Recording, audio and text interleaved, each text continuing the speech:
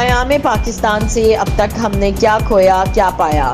Nadia Ahmad, Karachi. آج جب پاکستان کا 76واں یوم آزادی منایا جا رہا ہے، ہر طرف جشن کا سماں ہے کہ بہرحال آزادی ایک بڑی نعمت ہے، لیکن یہ بھی ایک حقیقت ہے کہ آج آزادی کو نعمت سمجھ کر شکر ادا کرنے کی بجائے حق سمجھ کر اس کا استحصال کرنے والے عناصر زیادہ نظر آتے ہیں۔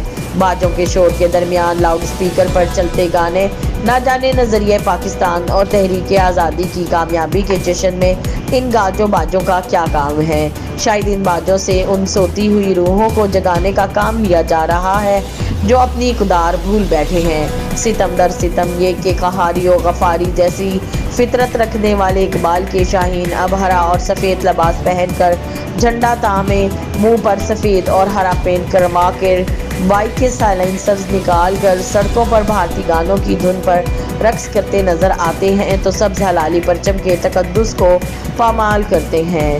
ڈی پی بدلتے بیٹیاں جن کو دیکھ کر ایسا لگتا ہے کہ اپنی روایات، اقدار اور شعور کھونے کے بعد اب کھونے کو بچا ہی کیا ہے۔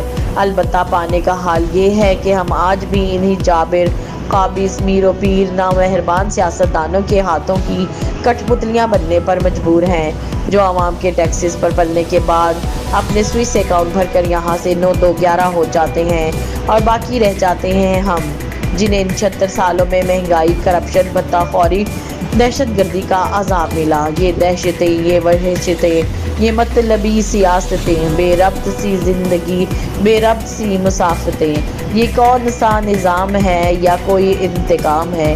کیا اس کی کوئی حد بھی ہے یا سفر ناتمام ہے؟